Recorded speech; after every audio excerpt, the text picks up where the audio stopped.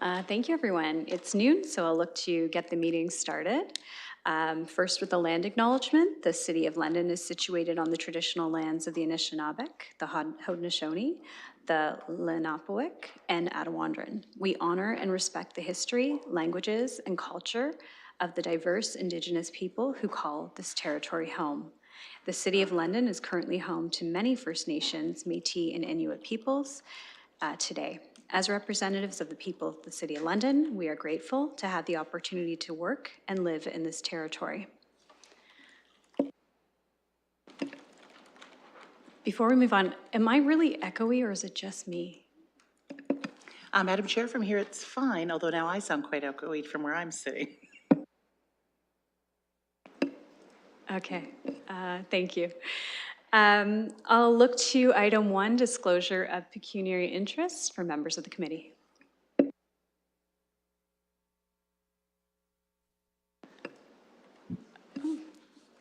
Hearing and seeing no disclosures of pecuniary interest, we'll move to item number 2, which is the consent agenda items. Are there any items that councillors wish to vote on separately? Sure, I'll go to Councillor Van Meerbergen, then followed by Councillor Trosso.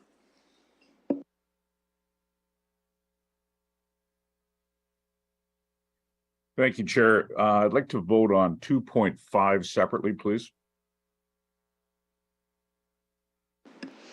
Thank you, and I'll go to Councillor Trosso. I just have a simple question. I don't want to pull it for a vote. I just have a question about the Stanton drain. Thank you. I'll go to Deputy City Manager Scheer for comment.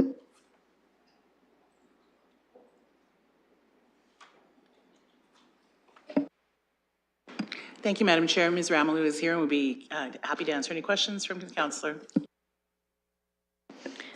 Thank you. Councillor, go ahead with your question. So this is with respect to the cost overruns for this project, if I have the right one. And the cost overrun is a result of some contamination that was found on the premises. And could I get a little bit more information about the nature of the contamination and what caused it? Thank you.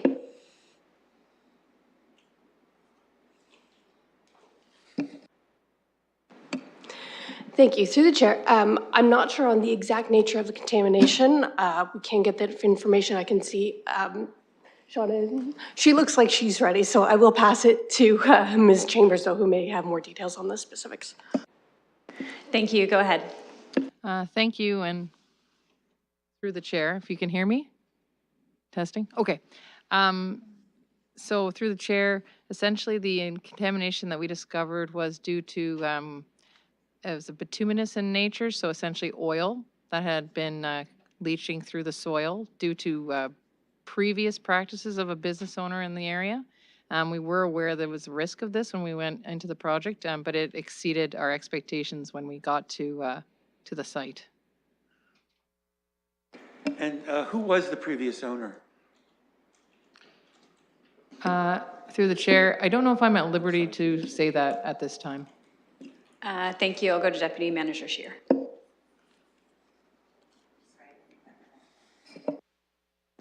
Madam Chair, if there's a desire to dig more deeply into the property history and who the contaminants might have been sourced to, we would probably recommend preparing an in-camera report to have that conversation.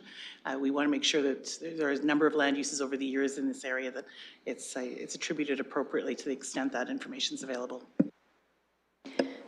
Thank you. Councillor, do you have additional questions? Go ahead. Yeah, I'm very concerned about this. Through the chair, it seems to me as if there is, and I might be getting very close to a closed discussion about this, but it seems as if the city is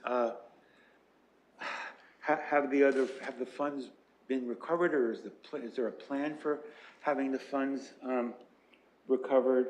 And if they're recovered, what fund will they go? It seems that the city has been. It seems as if the city has been victimized here? Through the chair, so we did work with the legal department on this issue, and the cost of the actual removals from the city easement are attributed to the landowner. Commonly, when we find contamination in our own land, so i.e. this was a city right-of-way, we do end up paying for the engineering somewhat associated with investigating it. We did not chase the contaminant off of our property. We dealt with the engineering on the property. We also involved the Ministry of Environment, Conservation and Parks, who are formally charging the landowner as, and pursuing that as a private matter. So the request here was essentially for a bit of additional testing by the consultant in the city's right-of-way as part of the project. Okay, thank you. I raised this because it does seem to be a substantial amount that we're talking about that was not the fault of the city. So I'm just wondering, it sounds to me as if you're looking at your other options, so I'll just leave it for today. Thank you. Before I entertain other questions from the committee and other members of council on matters before us, I'm wondering if we should move a motion for consent of those items in consent 2, but excluding 2.5. I'm looking for a mover of that motion. Councillor Chassa? Oh, I'll second that. thank you. And seconded by Councillor Cuddy. We'll get that up on the screen for you in just a moment.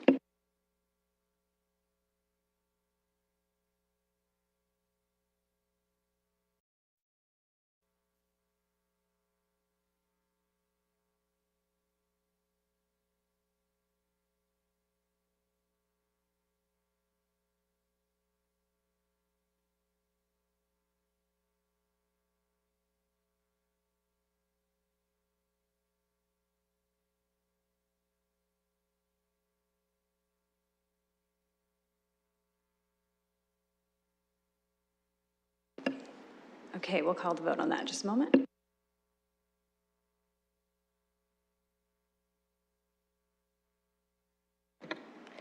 Closing the vote, the motion carries 5-0.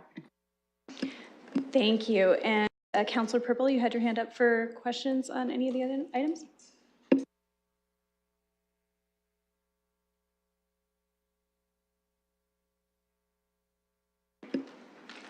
Okay, thanks. And I'll just remind everybody to use your microphone as there are members on both online and here in chambers.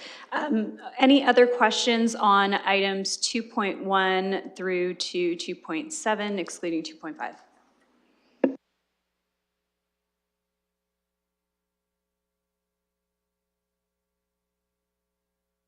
Okay, seeing none, we'll move on to item 2.5. I'm looking to Deputy City Manager to see if you had any additional comments before we, or wanted to provide any information before we have our discussion. Thank you, Madam Chair. Ms. Dan is here. This is the award of the tender result, which is irregular, and before you, for that result as well as because of the magnitude of that tender, happy to answer any questions from committee. Thank you. I will look to committee for questions on item 2.5.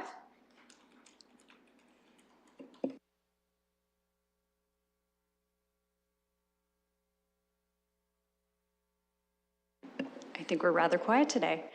Okay. With that, I'll look for a mover and a seconder on 2.5.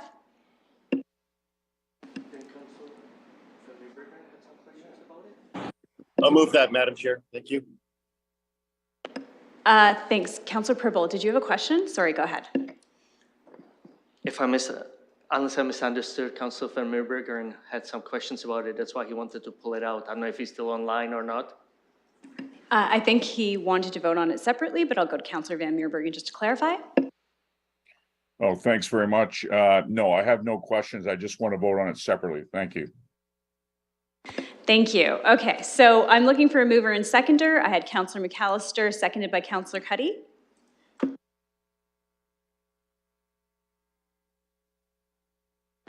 Okay, it'll show up on your screen for a vote in a moment.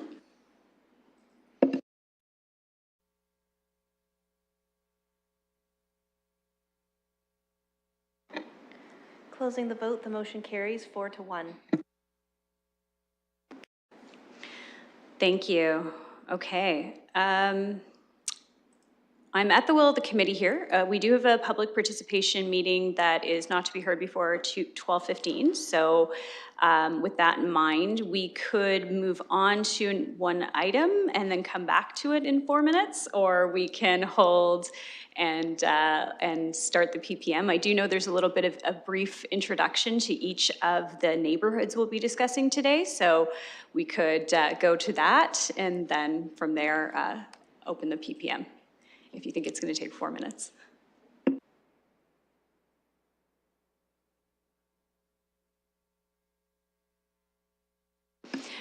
You know what, I'll actually wait and we'll do it all at after 12:15, just to be fair to everyone. Okay. Deputy Manager Scheer. Madam Chair, the only, I think, only agenda adjustment with the will of committee would be to go to items for direction because those are not timed on the agenda. Or we've only got 3 minutes, so it's at the discretion of the committee. Councillor Trasa.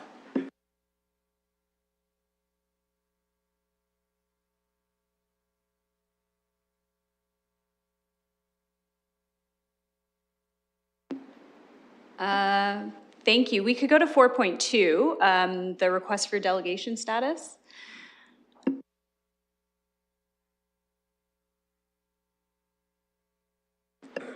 And and so for 4.2, we had the request for delegation status. My understanding is the clerk has prepared a motion. Through the chair, the requester for the delegation was not able to attend today, so I have prepared a motion if the committee wishes to approve the delegation for a future meeting. And I am posting that now. Of course, it's up to the committee how they would like to proceed. Thank you. So the committee's in receipt of the communication regarding the delegation. And so the speaker has asked to present at a later date, looking for a mover and seconder if we'd like to have this delegation later on. Councillor Trosa, followed by Councillor McAllister. I'd like to move that Jeff Preston be granted delegation status at our next regular meeting and that he be so advised. Thank you.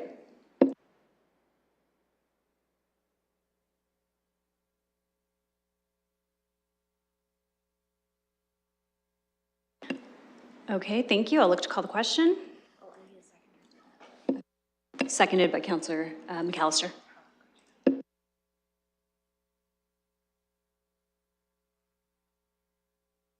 Okay, it should be up on your screens.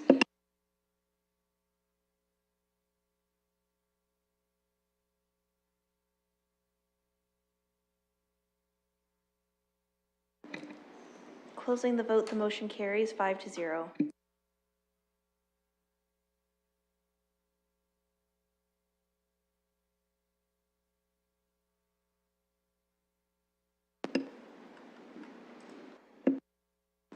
Okay, I'll just hold a moment to open the PPM.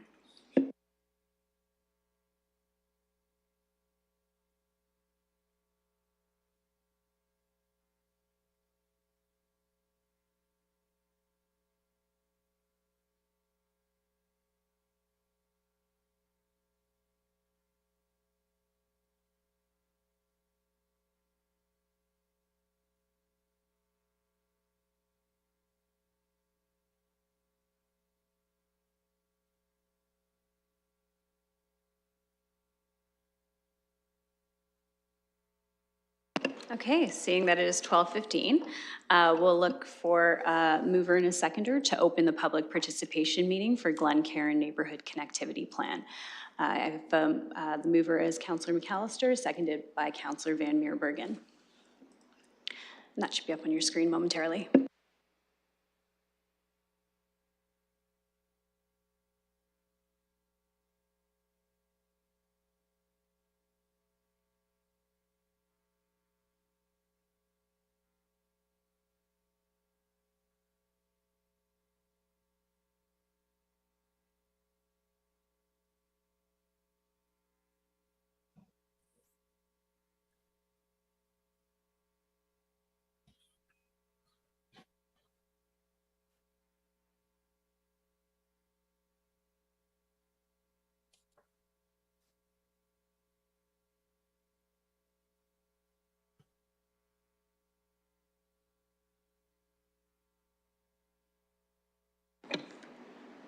Closing the vote, the motion carries 5-0. I will go to Ms. Dan for her presentation on Glencairn Neighborhood Connectivity Plan, and then from there, we'll hear from the public. Thank you.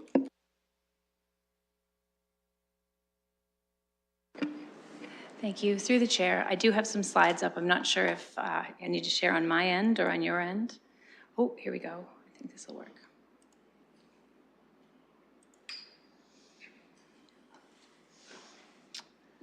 And does that work? Thank you. Oh, sorry, no.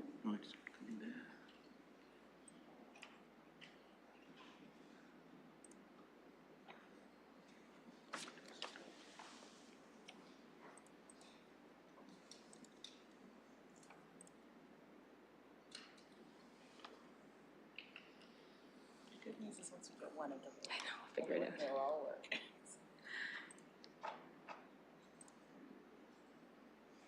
Click to use it. Share the screen, do I? Mm-hmm.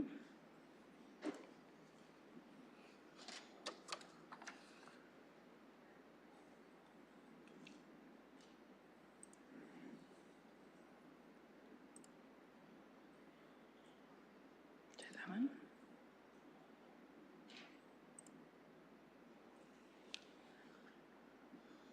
Here now, screen sharing.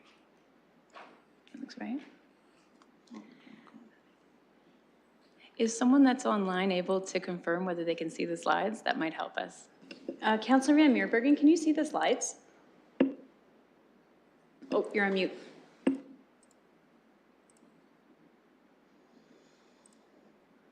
I can see them, Madam Chair. I had it up and then it went down again. Okay. Sure, Ms. Madam Westlake. Chair? Yep, go ahead. Thank you. Sorry, I was just going to jump in there. If Ms. Dan wants to try and do the screen share from the desk that she was sitting in the chambers, I think we'll have better luck. That's where we've been sharing from in other meetings because we're using the podium for a variety of other resources through the meeting. Thank you. We will try that.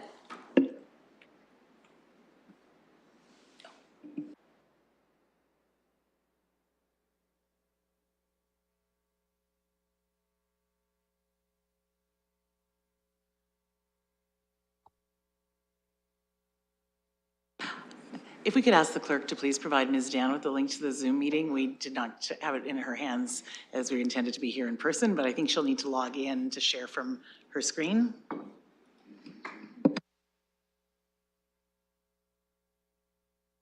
Working on it, just a moment, please.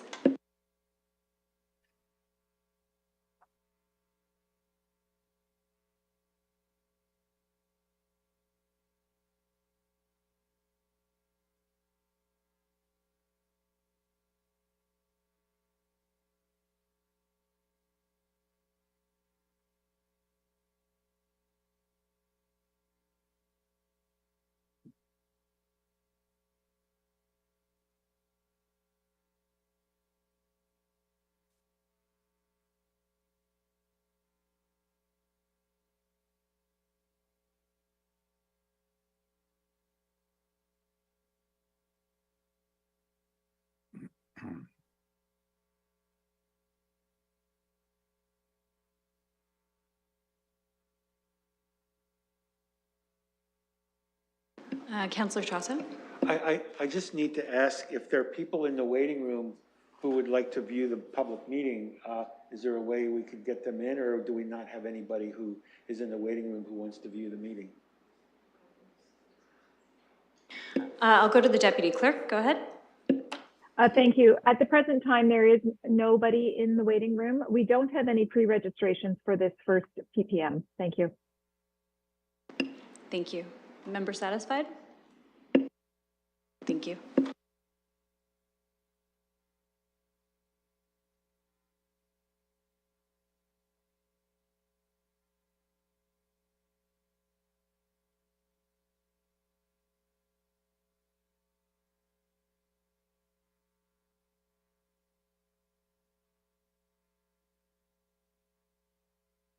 Looks good.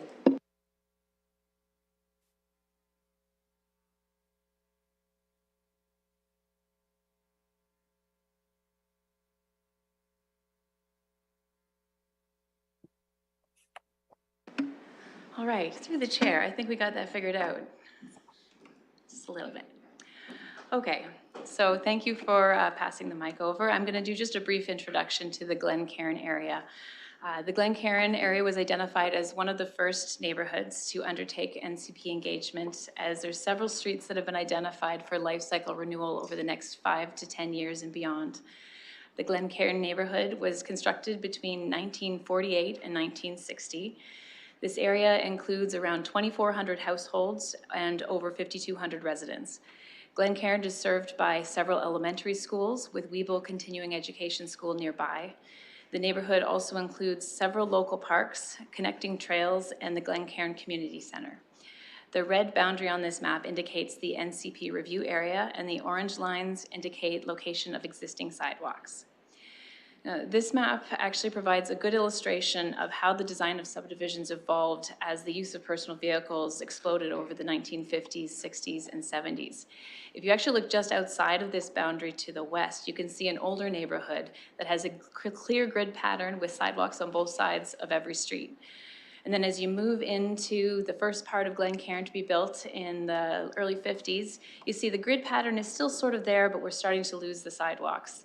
And then further to the east, as you travel into Glen Cairn, you see more winding roads and crescents and cul-de-sacs, and again, a shortage of the sidewalks. And that's really that evolution as design changed around the use of the personal vehicle. Existing sidewalks are available in this neighborhood on some of the busier neighborhood connector streets, and in recent years, some sidewalks have been added through road reconstruction projects. Still, many of the local roads have gaps in sidewalk connectivity. So the public feedback from residents in the Glen Cairn area was generally supportive of sidewalks, and staff heard concerns from many residents about pedestrian safety. Residents also noted a desire to minimize the impacts to the streetscape by being strategic in where sidewalks were being proposed. With that feedback in mind, the recommended Glen Cairn NCP takes advantage of the neighborhood geometry and attempts to reestablish a traditional pedestrian grid where possible. The plan does this by recommending a new sidewalk on one side of streets that have strong cross connections. At the same time, the plan also recognizes feedback around reducing impacts to trees, driveways, and landscaping, and recommends exemptions to Mobility Policy 349 for shorter, low-traffic crescents and courts that have no other pedestrian connection. In total, sidewalks are recommended for 15 streets in the Glen Cairn neighborhood to be built at the time that the street is due for reconstruction. The NCP map includes ballpark timing for the future roadworks based on the city's current infrastructure renewal plan. Alternatively, an exemption to Mobility Policy 349 is recommended for 6 crescents and 8 courts. And in addition to sidewalks, the NCP suggests monitoring the need for pedestrian crossings in 3 locations where residents noted high pedestrian traffic and some concerns around safety. And so with that, I'll pass it back to the chair for any questions and to continue public participation. Thank you. I'll look to the committee for questions. Councillor Trosso? Is there another slide that shows the trees that will be removed? Thank you, Ms. Dan. Yes, through the chair. At this stage, we're looking at a higher order look at the entire neighborhood to identify where connections can best be made. The intention is that any streets where a sidewalk has been recommended, prior to any construction, we would re-engage with the residents of that street and have a stage 2 street level engagement where we look at the impacts of trees and sidewalks and driveways. We can look at the options in terms of our design mitigations to reduce the impacts to the road, whether we put a sidewalk on one side versus the other, whether we look at curb face sidewalks or having a grass boulevard. And those are all discussions we'll get to at the stage 2 level engagement. Follow up? Thank you. Councillor McAllister. Thank you, and through the chair, I appreciate the opportunity to talk on this because it's in my ward. And I appreciate all the work that's gone into this so far, and I really like in terms of the streets that are identified in this plan, that's pretty much on par with what I heard when I was out there. Some of them I think it would be nice to see them moved up, but that's just my opinion. I would like to know a bit more from an engineering perspective, because when I walked this neighborhood, I think by the end I felt like a mountain goat, because some of these older neighborhoods are very steeply angled. So in terms of the sidewalks, would they all be on the inside of the road? Because some of the outside roads, I'm trying to describe this as best as possible, but on the outside, they're very steeply angled. So I'm just wondering how we're addressing those with this plan. Thank you. Through to you, Ms. Dan. Yes, through the chair. When we're retrofitting a sidewalk into an existing street, it really isn't a cut and dry answer. We have to look at everyone and the design constraints. Grading is often one of the challenges, because if you're putting a new sidewalk in and you have a steep driveway, then we really have to think about how that affects working that grade back and making sure we're not leaving the street in a way that it isn't going to be functional for the residents. So we have to look at both sides. Often we'll try to put the sidewalk on the side that has the street lighting, but then again, if grading is an issue, then that's not a prerequisite. We'll look at the best opportunity to fit that sidewalk in. Thank you. Any follow-up? Go ahead. I was also wondering, in terms of the feedback that was provided for crosswalks, because there are a number of elementary schools in the area, was there any desire from the community to add more? I do see a number identified, but was that just the ones that were considered like the high priority, or were there any other areas? Because I noticed around some of the schools, I think there could potentially be more, but I don't know if there was any more feedback that was provided on that. Thank you. To staff. Yes, through the chair. The 3 locations where we've identified monitoring for a potential new crosswalk were places where we heard from the public. They saw a lot of pedestrian activity crossing, potentially pointed out some concerns around safety. For one example, we've suggested looking at an option for a crosswalk at Cairn Street near St. Sebastian Catholic Elementary School. It's right near a school, and that's one of the cases where the sidewalk was installed as a retrofit, and because of grading, it starts out on one side of the road and then finishes on the other. So maybe that would be a good spot to consider a potential crossing. But really, they're based on the feedback we heard from the public.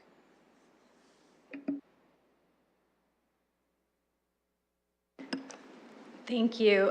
Looking to committee members online to see if there's any questions.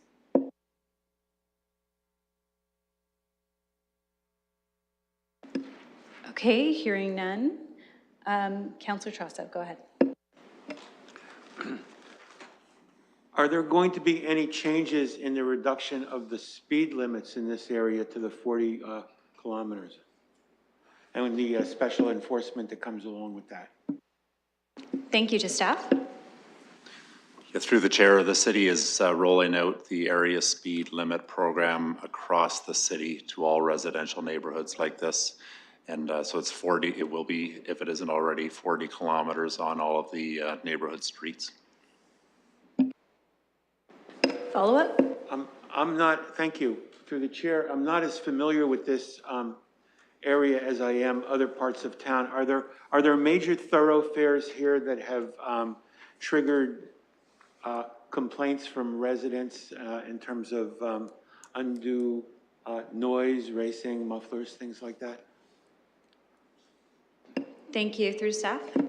Madam Chair, the reports today, as well as the area speed limit program, are largely focused on the neighborhood streets within the area. So they haven't evaluated things like Ponds Mills or Commissioners for things like noise or racing. We don't have those statistics available for those streets with us today, but we're happy to obtain those from London Police Service and provide them to the councillor. Thank you. To Councillor McAllister for comment.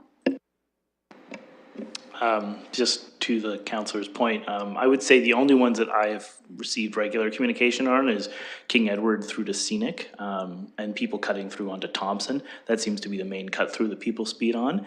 There are some measures in place to slow, but that's where the curb has kind of come out farther now. But there is still some traffic concern along that stretch, people cutting through from Commissioners to Thompson.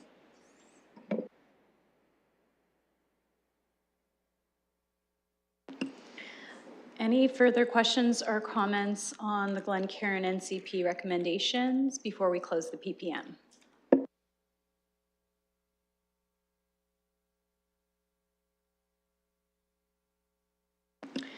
Okay, I'll just put one last call out to the public to see if there's anyone online or in the gallery that would like to speak to this item.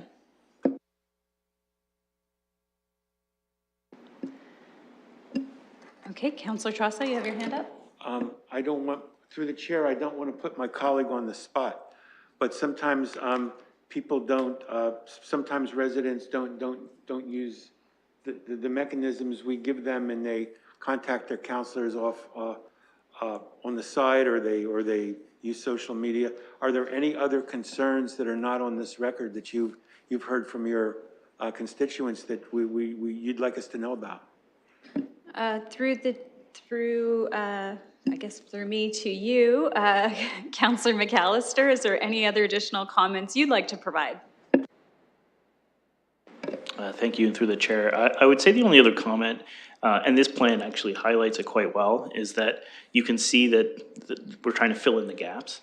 And I do think that this plan speaks very well to like what I have heard from the community is that they want to see the sidewalks connected, because as was explained in the introduction, the neighborhood evolved differently over time.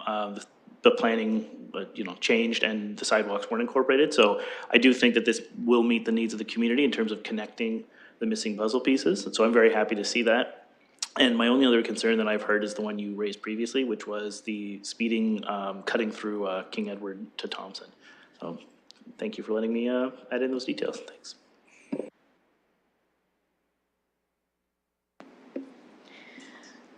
Thank you. Okay, so just calling again for any final speakers from the public on this matter. And looking to committee for any additional questions.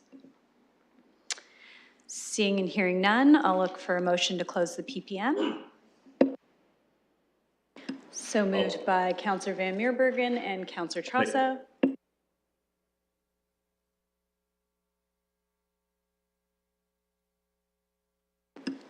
Calling the vote.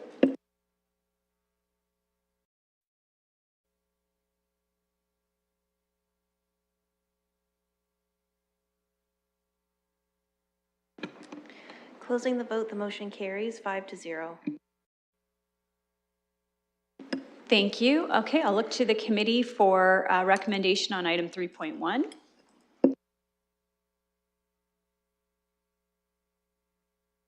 Looking for a motion. Okay, I have Councillor Van Meerbergen. So this would be on the recommendation that's included in your package, that on the recommendation of the Deputy City Manager, Environment and Infrastructure, the Glen Cairn Neighborhood Connectivity Plan attached as Appendix A be approved to inform the annual Renew London construction program. So moved by Councillor Van Meerbergen, seconded by Councillor McAllister, and we'll open the vote.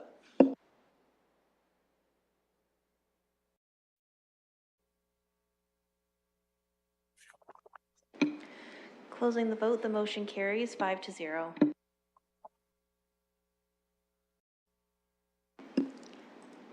Okay, thank you.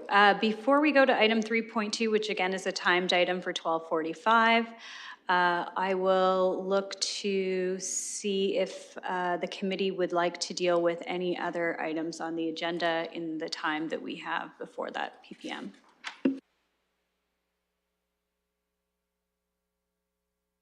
Councillor McAllister?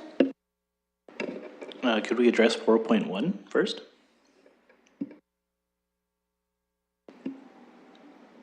Okay, we'll look to go to item 4.1, the new sidewalk project list. I will go to staff for comment and to open the discussion. Thank you.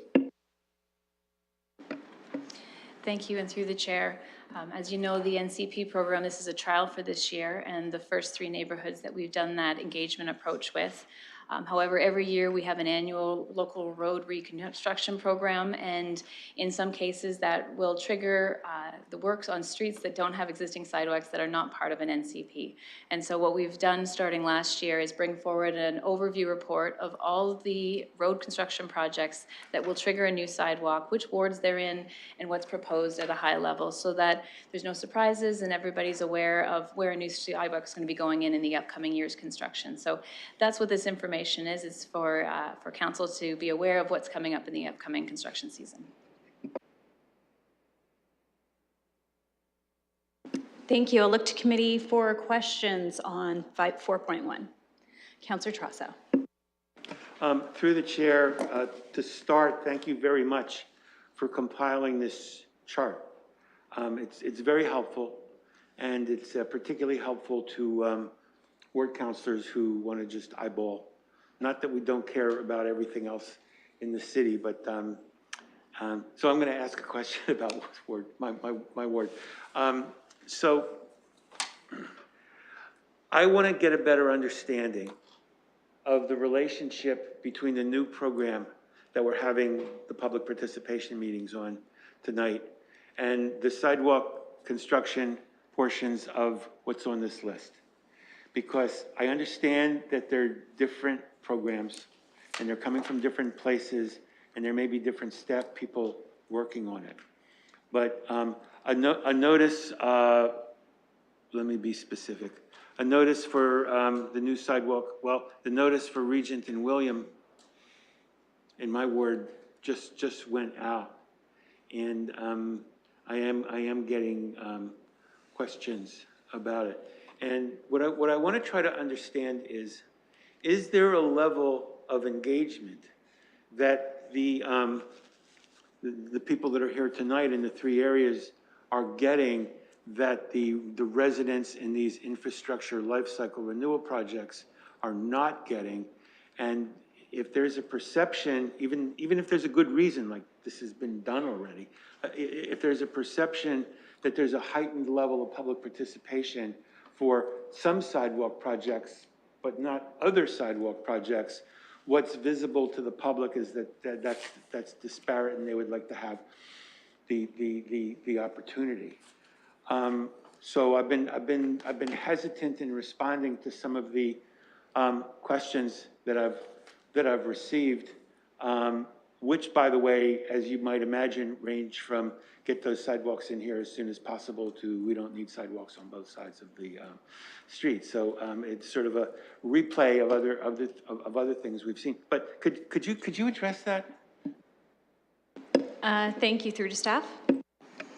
Yes, through the chair. You're correct that sidewalks can be triggered by several different programs. And what we're trying to do is that whether a street has been through a neighborhood connection program before, or whether it's one that it hasn't been part of an NCP and we're coming to do the construction now. In both cases, we want to still do that street level engagement. So we're working with the project managers across all those programs to know that ahead of construction, there's some level of engagement with the residents on the street to help them understand how we're deciding on how to design that street. If there is a sidewalk, what mitigations have been considered in the design. Thank you. To Councillor Trosso for follow-up. Yes, through the chair, and this won't be a surprise. One of the issues that's already been called to my attention is the loss of street trees. Now, apparently there have already been a number of street trees lost in this vicinity. It might be a block further down, and there's been so much construction going on in this area that lasted a long time. And my question is there going to be an opportunity for people to review each and every tree that is, and you know, that sounds like a lot, but if the tree is in front of your house, you're sitting there saying, oh my God, what's going to happen when they show up with the saws? Who am I going to call? So I want to avoid that kind of surprise, because I've seen that happen where a particular contractor shows up and the saws are going off and you're like, whoa, what's going on here? Thank you. Through to staff. Yes, through the chair, as part of our design of the projects, we have to do a tree assessment of every tree, and the design also looks at a tree protection plan. So it'll review any of the trees that we feel will be impacted to the point where they can't stay after the construction, but those that can be protected then have certain protection measures put in place right into the contract, where you see tree protection fencing and things of those nature. And it's not always the sidewalk that may be what is resulting in the tree having to be impacted. Sometimes we do a health inventory of the trees, and some trees are nearing the end of the life anyways, and for safety purposes, it's important to take them down. Other times, it's the underground infrastructure and maybe installing a new water main or a sewer that is affecting the root system, and it's not necessarily the sidewalk. So every project's different, and we have to look at each tree on the property or on the project and make an assessment on which can stay and be protected and which need to come down for safety reasons.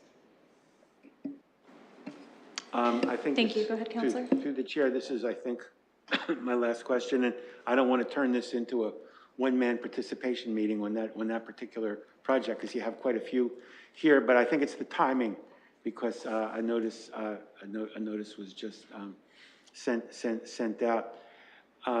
I think maybe I will defer the rest of my more detailed questions to an individual meeting with you, but the general question is, there has been indication in this particular neighborhood, and I think there was a petition, that they wanted certain traffic calming measures, and I know that, again, that goes through a different process, but it seems to me as if you're going to be out there doing work, that would be a better time to address things like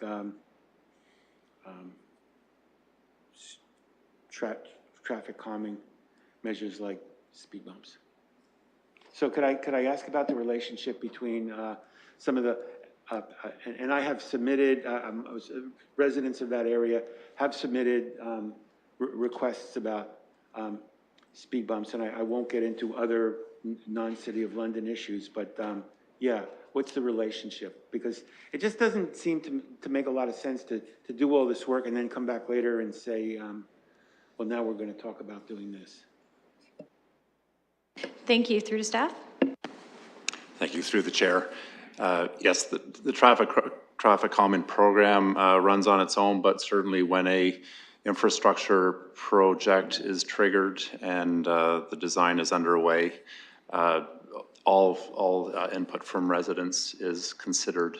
And when we think about traffic calming, we look at actual speeds and volumes of traffic and to figure out where it makes sense and where it doesn't, because there's often mixed feelings about it within the neighborhood. And we also hear concerns from emergency services providers.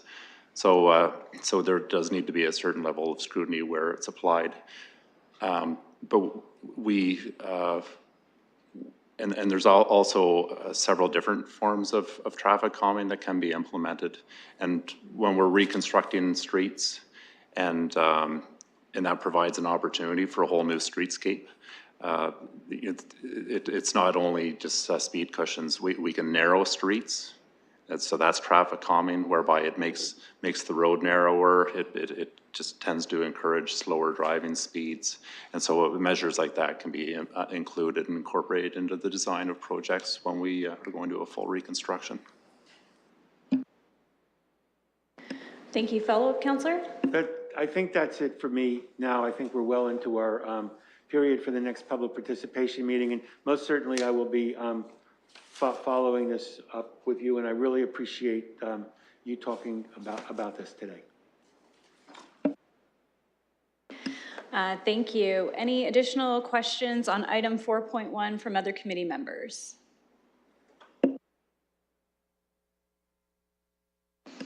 Okay, if the committee will indulge me, I did have a question myself, without leaving the chair, if that's okay. It was on the Windermere Road construction.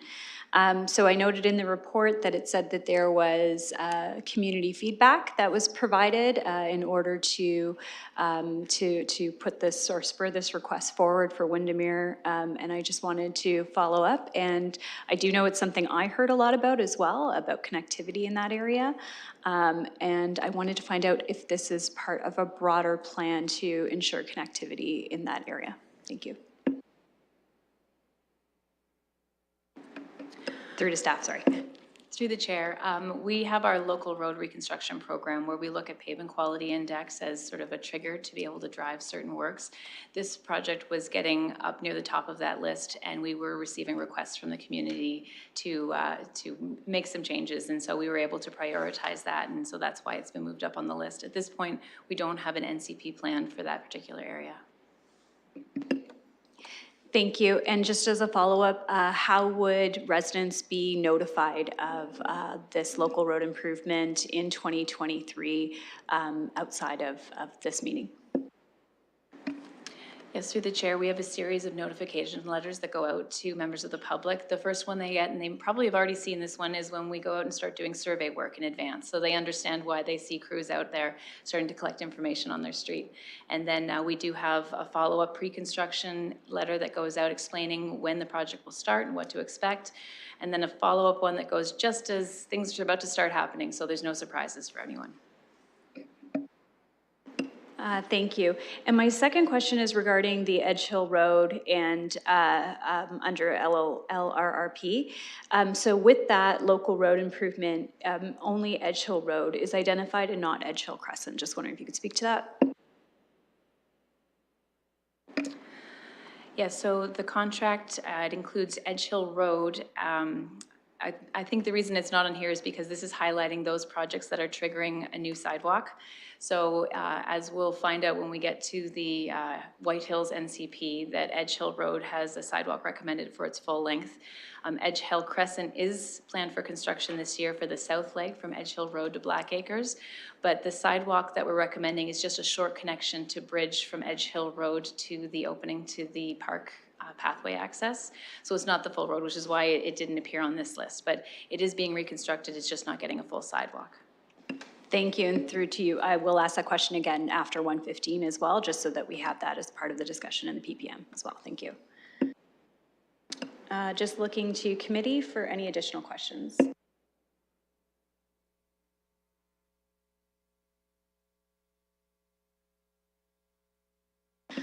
Okay, seeing none, we also have an added A with this. Just wanted to point that out to committee members, and that's a letter from Jay Menard, Chair and Member of Accessibility Community Advisory Committee, which was included in your package.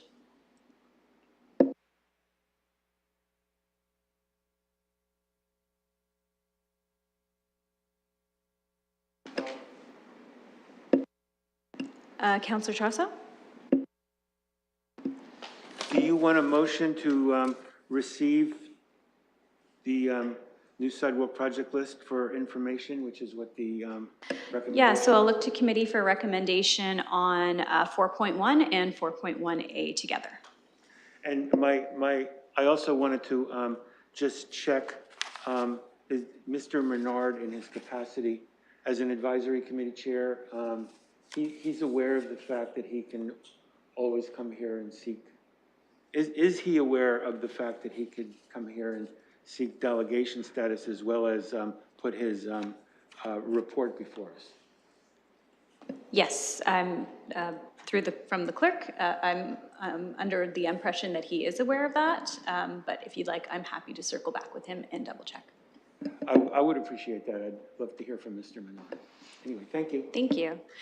So I'm looking for a mover for item 4.1 and A. If we can move those two items together. Councillor McAllister, looking for a seconder. I'll second that, Chair. Thank you, Councillor Cuddy.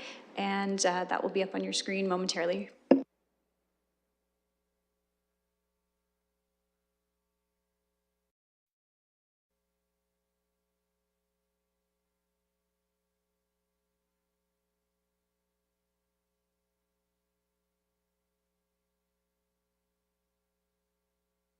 Councillor Trosso? I'll vote yes.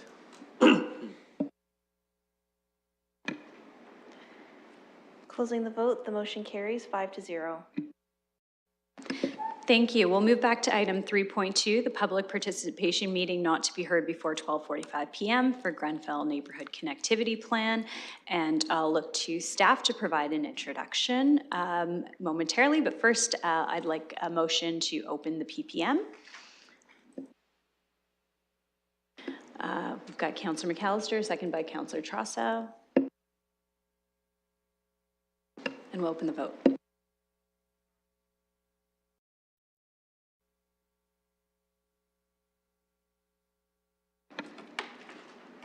Closing the vote, the motion carries 5-0. Thank you. We'll go to Ms. Stan for an introductory comments and then open it up to the public for discussion. Thank you. Thank you, and through the chair. The Imperial Road Reconstruction Project was originally planned for 2021. Following resident concerns related to proposed sidewalks, Council directed staff to undertake NCP community engagement for the Grenfell area to determine the best approach for Imperial Road and other local streets in the area without existing sidewalk infrastructure. So Grenfell was developed through several plans of subdivision, all registered in around 1970, with a small portion registered in 1979, but the houses were mostly built out following 1970. This area includes over 2,100 households and more than 4,700 residents. Stony Creek Public School is just outside of the NCP area and is one of the largest public elementary schools in southwestern Ontario. Mother Teresa High School is nearby to the north. This neighborhood's local parks include Constitution Park and Wenage Park, with trails and pathways along Stony Creek and through the Northdale Woods. The neighborhood structure is made up of long winding roads, crescents, and extended cul-de-sacs. Sidewalk infrastructure is included on one or both sides of most streets, with a few exceptions, including Imperial Road, Portal Crescent, a portion of Mydale Road, and the cul-de-sacs. So Grenfell NCP is unique in that only a few streets required sidewalk consideration. And so staff looked to examples from the other two trial NCPs in order to try to be consistent in our approach. Several residents noted the section of Mydale Road from Mydale Crescent to Grenfell Drive as a gap in pedestrian connection. Events at the nearby Constitution Park often result in cars being parked along both sides of Mydale Road, forcing pedestrians and families to walk down the center of the road. This road is not due for life cycle renewal anytime soon, and so the Neighborhood Connection Plan recommends completing this sidewalk connection under the new sidewalk program sometime in the next 2 to 3 years. Recognizing feedback received around avoiding impacts to trees, driveways, and landscaping, exemptions to Mobility Policy 349 are recommended for short, low-traffic crescents and courts with no other pedestrian connection. Imperial Road is recommended for an exemption as it's a short street. It does not provide a clear path to pedestrian destinations in the neighborhood. And then a similar rationale was applied to Portal Crescent. In the end, a sidewalk is recommended for one street in the Glencairn neighborhood to be advanced for construction through the new sidewalk program. Alternatively, an exemption to Mobility Policy 349 is recommended for 2 crescents and 8 courts. In addition to sidewalks, the NCP suggests monitoring Trossachs Road where it crosses the Stony Creek pathway for consideration of a future pedestrian crossing. With that, I'll pass it back to the chair to continue public participation. Thank you. I'll check to see if we have any speakers online for Grenfell.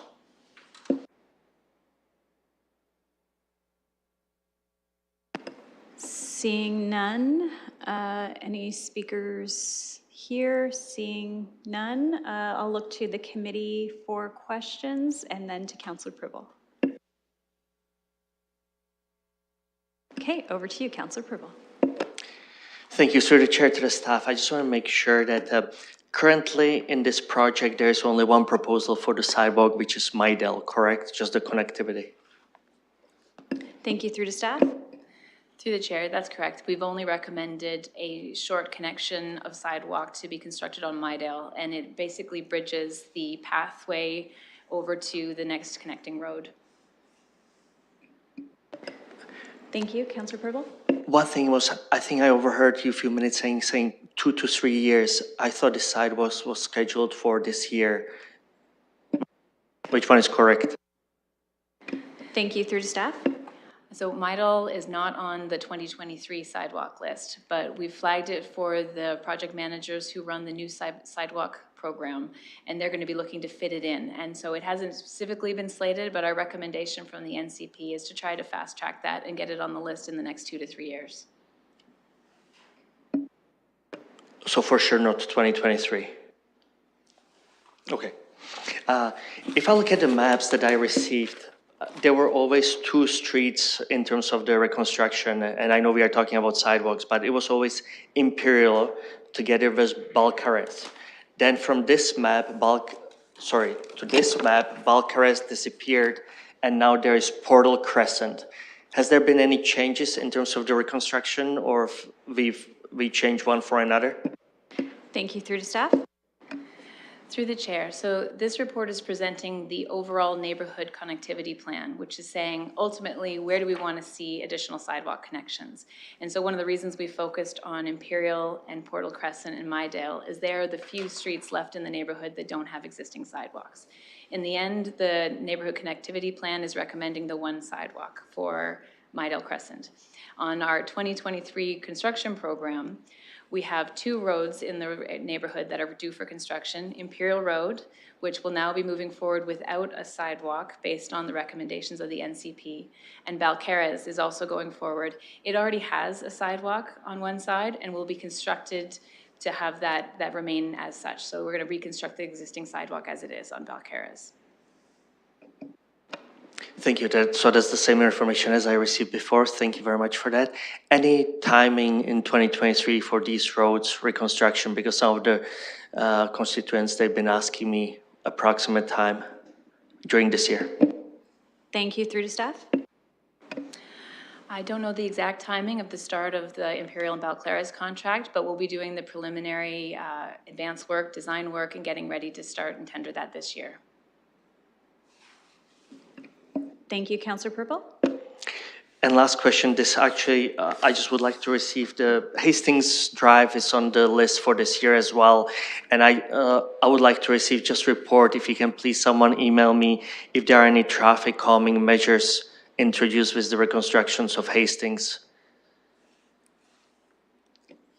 And I know it's not on the list for this meeting, but I just, while we are talking about traffic calming measures, if you can update me on it now or later, thank you. Thank you. Through to staff. Madam Chair, we can provide the information about the intent and expected start of the contract for the Imperial Balcarres connection, as well as for any potential traffic calming measures, absolutely. Thank you all very much. Thank you. Looking to the committee for any additional questions on Grenfell Neighborhood Connectivity Plan. Seeing none, looking for any additional speakers and looking for any speakers online for this item.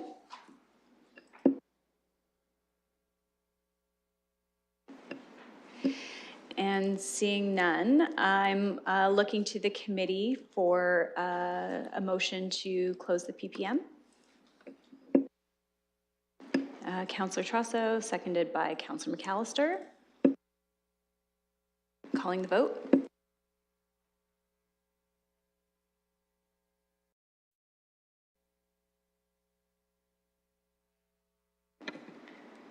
Closing the vote, the motion carries 5-0. Thank you. We have about 15 minutes Sorry, we need to actually go back to the recommendation for item 3.2. So I'm looking for a mover for that recommendation. Councillor Trosso, looking for a seconder. Councillor McAllister. And we'll get that up on the screen for voting.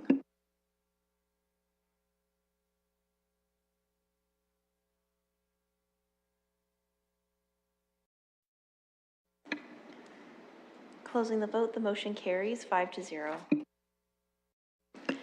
Okay, thank you. We will move on to item number 5 with the 15 minutes before our next PPM opens.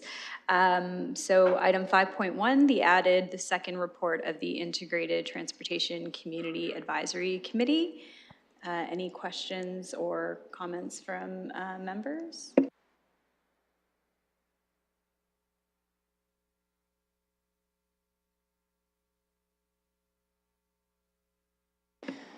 Seeing none, I'll look to the committee to receive this report from the committee. Councillor McAllister, looking for a seconder. Thank you, Councillor Van Meerbergen, and we'll get that up on the screen to vote.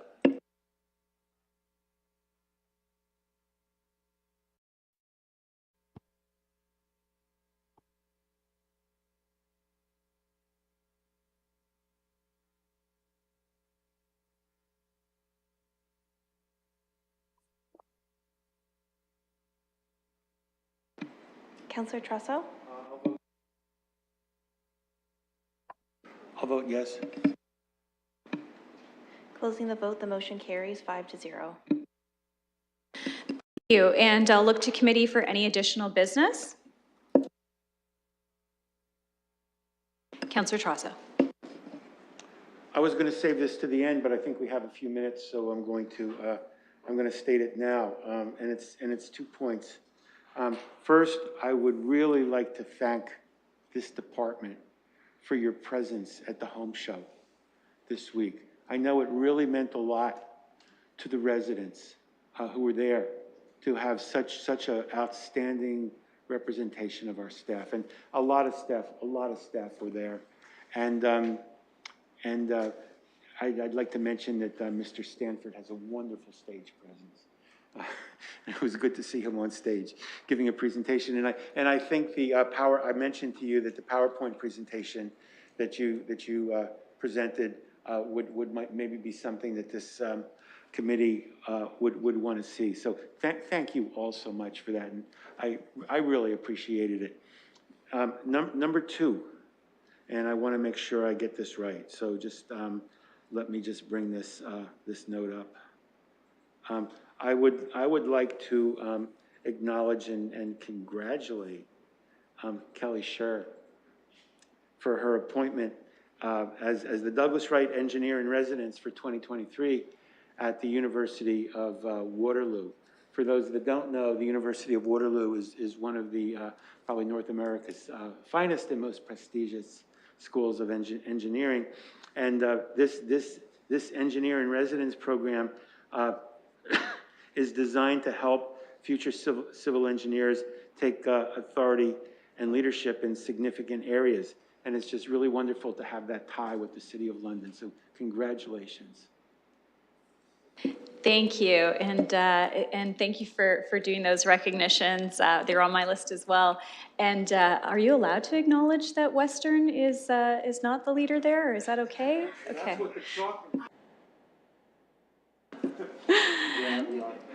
Yes, well done. The home show was a great show of City of London talent, and very informative and capturing, and my kids loved all of the swag.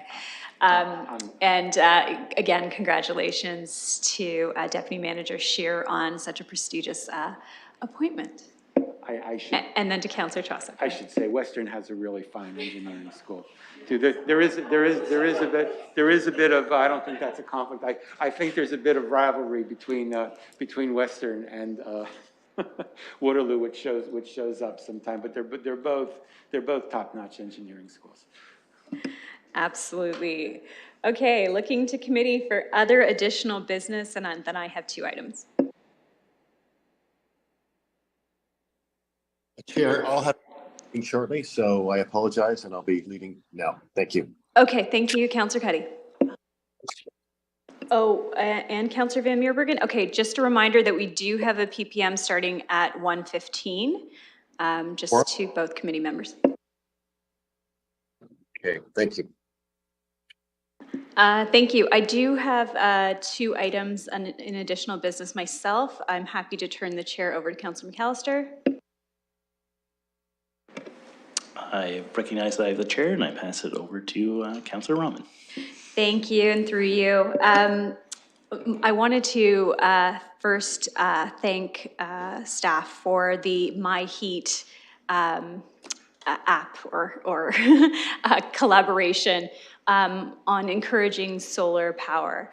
I think it's wonderful to be able to, in a very quick application, have a look at your property and be able to see whether or not you're able to install solar and what the cost would be to you as an estimate, as well as what the long-term savings could be. And then that reminder of, again, connecting with London Hydro if you're interested. So I thought that that was a fantastic tool, and I wanted to say thank you for the work that was done on that. Just wondering if you might want to provide any further comment on that.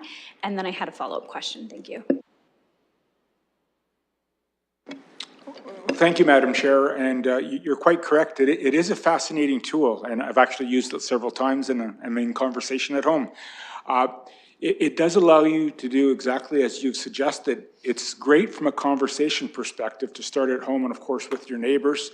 And the site set up by a company, and we are in a one-year partnership, is all about learning how to move forward. And so they are very good at learning from Londoners to formulate next questions and answers that they need on their website. So they enjoyed being at the show as well. It is a big part of our climate emergency action plan because starting with a conversation is your first important step. Solar panels and the role with London Hydro, very important discussions always going on, and they're very open to having those conversations with Londoners as well as we look at opportunities to tap the Sun's expertise. Thank you for raising this. Thank you. And just a follow-up, is there, let's say there was an abundance of interest from citizens and homeowners here in London. Is there capacity within our system to be able to support a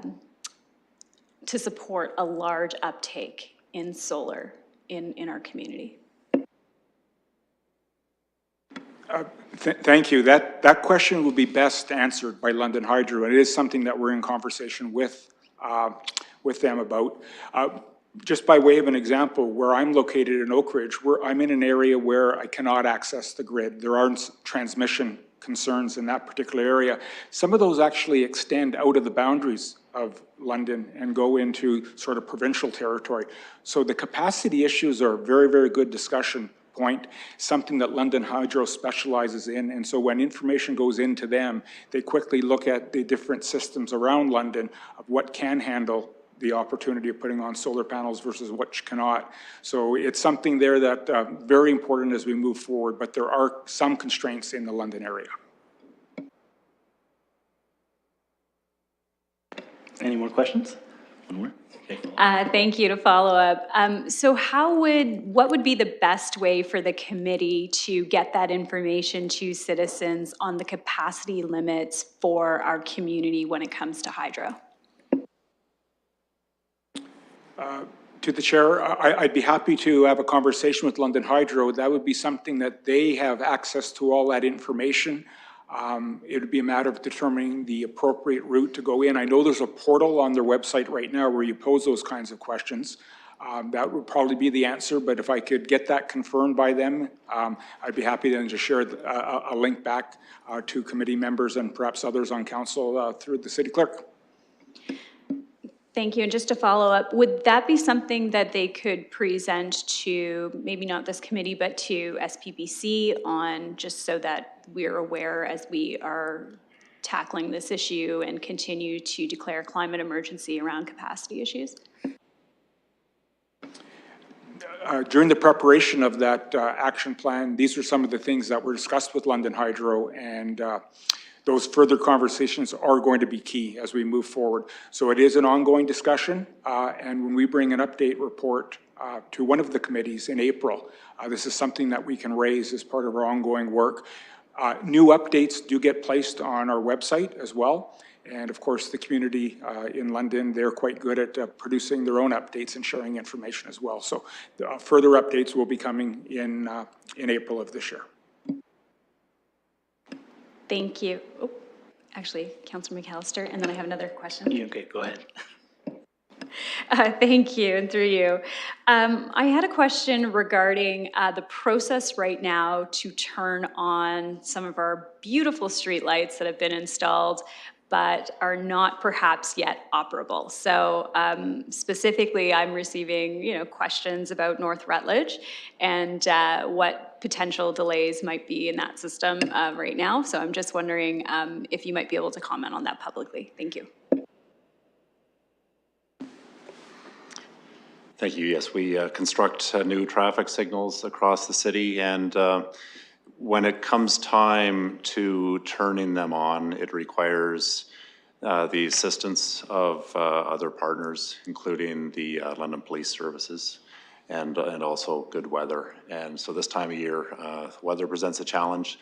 And we're also, it takes a while, we're finding to work through a date that works with London Police as well. So it's just a matter of coordinating all of those factors in order to get the traffic signals turned on. It's an issue that has unfortunately been with our program now through last year and in current projects. So we continue to work with the partners in order to facilitate that scheduling and get the infrastructure turned on as quickly as possible. Thank you, and I know that the neighbors in that area are quite eager for that light to be active. So thank you for that, and I'm really hoping I can cut a ribbon on a traffic light. I don't know if that's a thing, but I'm really hoping it is. But thank you for that, and that exhausts my list of questions. Okay, I pass the chair back over to Councillor Rahman, and I have no speakers on my list.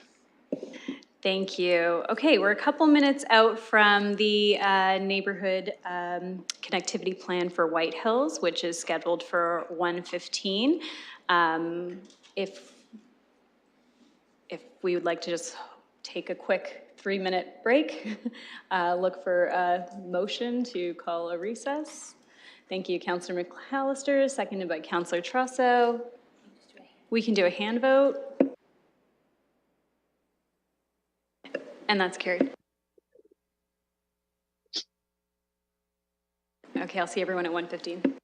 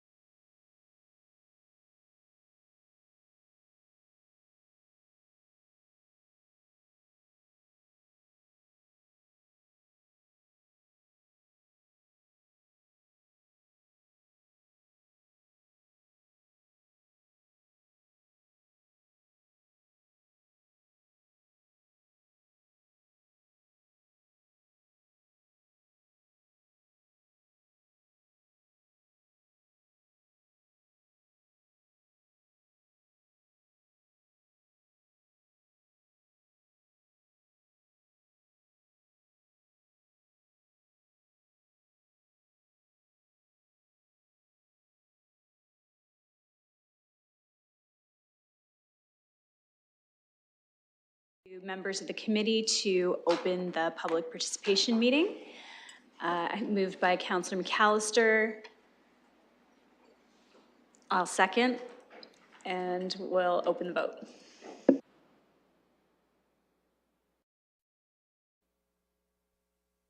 I vote yes, Madam Chair.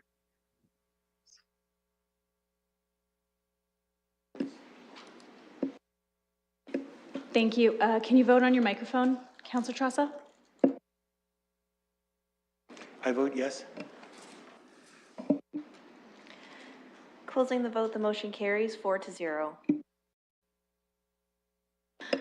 Thank you. Before we go to those online to provide their comments and questions for the PPM, I will go to our staff, to Ms. Dan, for comment and discussion on the White Hills neighborhood. And then from there, we'll open it up for discussion from the community. Thank you. Thank you, and through the chair. The White Hills area was identified for the 2022 NCP Trial Engagement Strategy to provide an opportunity for community dialogue ahead of reconstructing the south leg of Edge Hill Crescent and Edge Hill Road, which were initially scheduled for construction in 2022. This neighborhood was constructed between 1964 and 1981. The area includes over 1,000 households and more than 2,500 residents. White Hills is served by 2 elementary schools with Sir Frederick Banting High School to the south. A popular pedestrian amenity within the White Hills neighborhood is the South Fox Hollow Ravine, with connections to Lawson Park and the Medway Valley Trail systems. Just outside of the NCP boundary are JC Park and Northwest Optimist Park, adjacent to Emily Carr Public School. In this slide, you can see that the red boundary indicates the NCP review area, and the orange lines indicate the location of existing sidewalks. In keeping with subdivisions built in this era, you can see long winding crescents and dead-end courts. If you actually look to the subdivision just to the west, which was built a few years later, there are sidewalks on every street, often on both sides. And it really illustrates how designing neighborhoods for walkability has come full circle to the days of our old grid systems in Old North and Old South, where we have sidewalks on both sides of every street. Sidewalks in White Hills are limited to the neighborhood connector streets, Black Acres and Aldersbrook, and a few streets that have already been rebuilt through an infrastructure renewal program. The White Hills NCP recommendations focus on pedestrian destinations, desire lines, and community feedback, while maintaining a consistent approach for similar situations across the 3 trial NCP areas. Staff did receive input from some residents supporting the addition of sidewalks in the community. However, the majority of feedback from residents was not supportive of new sidewalks. Recognizing the clear feedback to avoid impacts to trees, driveways, and landscaping, the NCP recommends exemptions to Mobility Policy 349 for shorter, low-traffic crescents and courts with no other pedestrian connections. Edge Hill Crescent was noted by many residents as a desirable street for walking. It is almost 1 kilometer long and serves over 90 homes and offers direct connection to the South Fox Hollow Ravine pathway. For these reasons, a sidewalk is appropriate. However, the geometry of Edge Hill Crescent makes it physically prohibitive to support a sidewalk. At the same time, the existing road design provides an inadequate connection for those not comfortable walking on the road for any number of reasons, such as visual impairment, cognitive disabilities, or families with small children. A sidewalk on Edge Hill Road, combined with a short connection on Edge Hill Crescent, is recommended to help improve equitable access to the South Fox Hollow Ravine. The length of Yardley Wood Road is consistent with other longer crescents where Mobility Policy 349 has been applied. Also, Yardley Wood Place provides connection to the South Fox Hollow Ravine access at the end of its court. A sidewalk is recommended for Yardley Wood Road and Yardley Wood Place, noting that reconstruction is not anticipated for some time, given these roads were rebuilt in 2004. Lastly, a sidewalk is recommended on Scotch Pine Crescent, but only from the Chappie Hill Walkway to Homestead Crescent to improve pedestrian connection from the Northwest Optimist Park to the high school and commercial areas to the south. The NCP recognizes that the remainder of Scotch Pine Crescent is relatively short with no other pathway or street connections, and so the sidewalk is not recommended to continue around the balance of the crescent. Now, unlike Glencairn, White Hills area is not structured in a way that it supports trying to reestablish a pedestrian grid pattern, but by adding these 3 strategic sidewalk connections, it will provide greater east-west connectivity for the neighborhood, which presently has more north-south connections when it comes to sidewalks. In total, sidewalks are recommended for 3 streets and 2 short connections in the White Hills neighborhood to be built at the time the street is due for reconstruction. Alternatively, an exemption to mobility policy 349 is recommended for 4 crescents, 2 roads, and 3 courts. In addition to sidewalks, the NCP suggests monitoring the need for pedestrian crossings in 3 locations where residents noted high pedestrian traffic and concerns around safety. Traffic engineering will also review a new pedestrian signal at Foxwood Avenue and Fanshawe Park Road to support safe crossing for those using the Fox Hollow Trail system. And with that, I'll pass it back to the chair to continue public participation. Thank you. I want to start by saying thank you to those attending from the White Hills neighborhood and those attending via Zoom. I'd like to open the conversation by first letting those know that are participating that you have 5 minutes when you're called on, and I'll let you know when you have 30 seconds left to speak. I know that this has been a challenging conversation for the White Hills neighborhood, and appreciate the amount of time residents have spent communicating about it. Just want to remind everybody to please be respectful of staff and members of this committee as we engage in this discussion. And I will start with Ms. Dewdney, if you'd like to begin, and you have 5 minutes. Thank you. Thank you, Madam Chair, for allowing me to speak on this topic.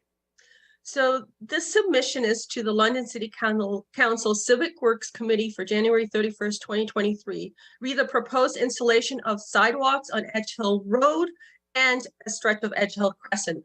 Please note, there's already an accessible pathway to the park at Black Acres Road and Fox Hollow Ravine. This is a paved path that is flat and connects to Wonderland Road, Aldersbrook Drive. There's a bus stop on Black Acres at this entrance. The planned sidewalk leads to a park entrance that has 4 flights of stairs and an approximate 100-foot decline.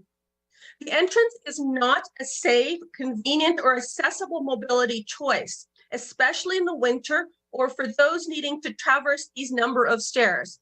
The sidewalk plan would be a duplication of an access that is available only 1 street over on Edge Hill Crescent. As a neighborhood collective, we do not want these sidewalks installed as our property values would plummet. Our parking spaces would be reduced by 50% to hold only 2 cars with no overnight parking available for our guests. Our property frontage would be reduced by 30 to 40 feet. Increased insurance liability cost to the homeowner with the added responsibility for sidewalk maintenance in front of our property. I do not support the proposed installation of sidewalks on Edge Hill Road and a stretch of Edge Hill Crescent. Please have this plan deleted from the City of London's planned agenda and any bylaws that may have been passed. Thank you. Regards, Arlene Dewdney. Thank you for that, Ms. Dewdney.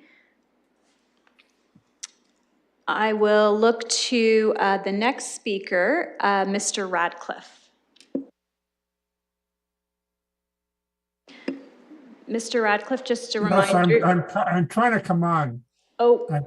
I'm trying to get the video.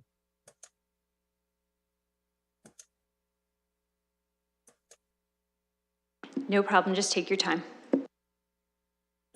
It says the host has stopped the video. You cannot start your video because the host has stopped it. 1 minute, we'll take a look at that. Okay.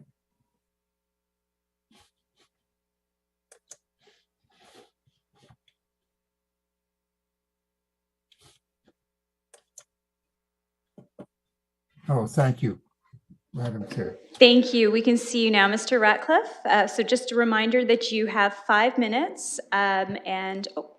I seem to be having trouble here with my video. I don't know what's going on there. I think what I'm going to do is I'm going to stop the video because it's taking away. That's okay, I go ahead. If agree. you'd like to just speak, go ahead. Yes, I agree with Arlene. All the points she made, I'm in total agreement with. And I'm against the installation of the sidewalks, although I'm totally in favor of the needed construction. There's too many negative effects to outweigh the duplication of access to the green belt. And so, as Arlene said, we'll have loss of 2 parking spots on most driveways.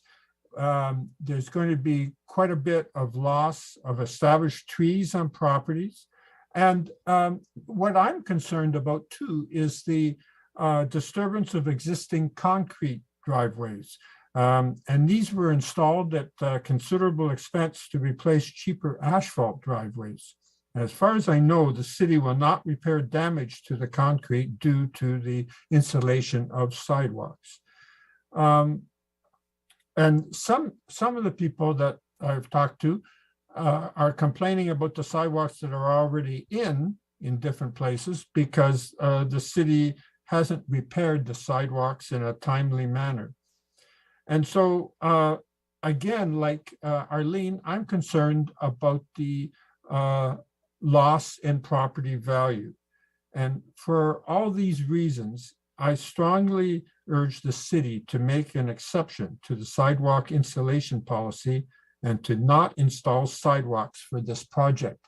Oh, I forgot about one of the things that was made for, it was access for children and stuff.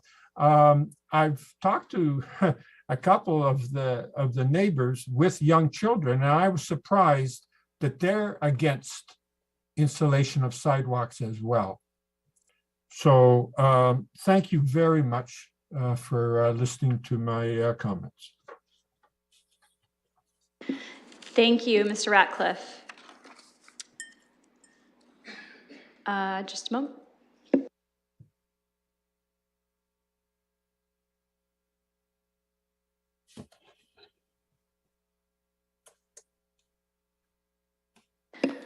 Councillor Trosa, did you have a question for me?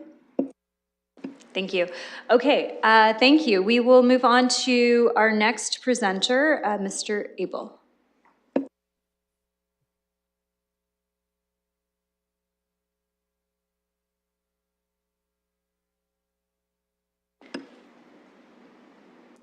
Thank you, Mr. Abel. I see you online. Just a reminder, you have 5 minutes for your presentation. Go ahead. Okay, thank you for providing an opportunity for us to speak today.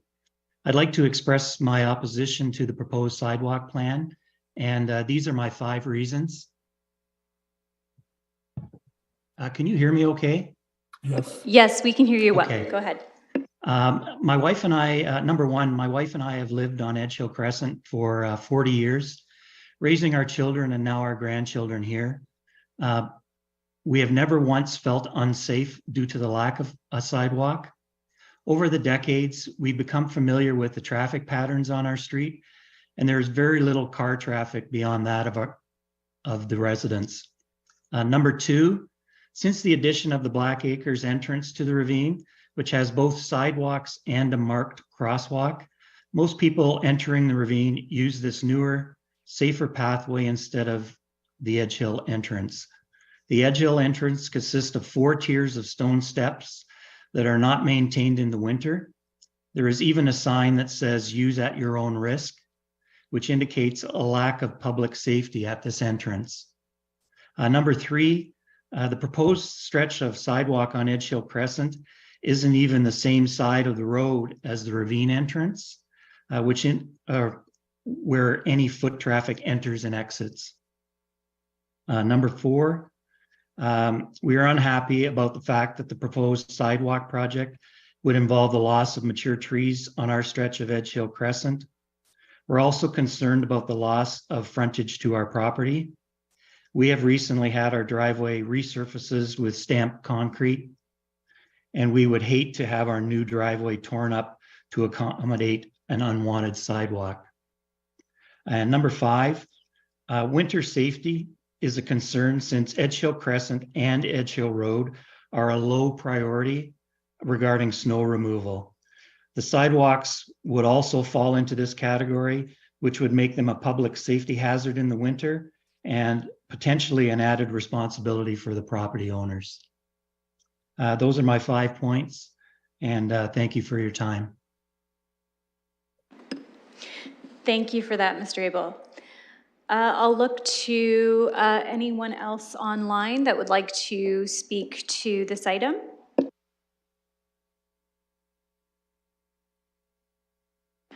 Okay, seeing no other participants online, and we have none in the gallery as well.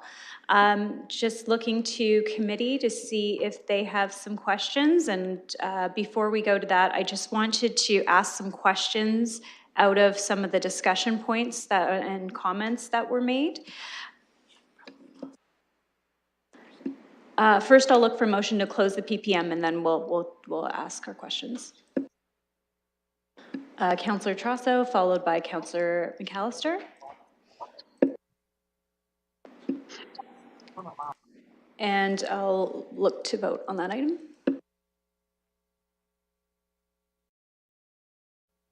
I'll vote yes, Madam Chair. Thank you. Thank you, Councillor Cuddy.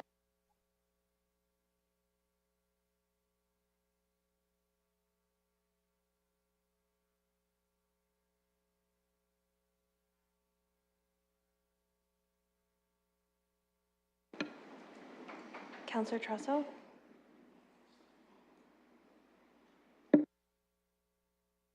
Go ahead, Councillor Trosso. Can you do it to the mic? I'll vote yes. Closing the vote, the motion carries 4-0. Thank you. So I will, I think just in order to ask questions, I will turn the chair over to Councillor McAllister and then ask my questions. Thank you. Recognize I have the chair. Go ahead, Councillor Rahman. Thank you, and through you. So I just wanted to ask some questions based on some of the comments that I heard. The first one is, and I observed this myself, many of the neighbors in the White Hills area, specifically on Edge Hill Road and Edge Hill Crescent, had the concrete driveways or stamped concrete driveways. Just wondering if there's any damage to a driveway because of the sidewalk installation, if there's any repair that is covered by the city. Thank you. Yes, through the chair, we take care to be able to make as little damage as possible to any of the roads or the driveways that are existing. In the case of Edge Hill Road, we would be looking to implement a curb face sidewalk.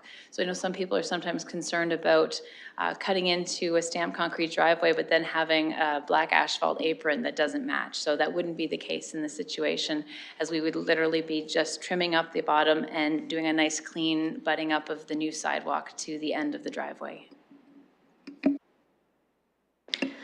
Thank you. And we heard from residents concerns about the size of their driveways and what would be done. What kind of consultation would be done with neighbors on Edge Hill Road or this portion of Edge Hill Crescent when it comes to their property and their driveways, as well as any trees or shrubs?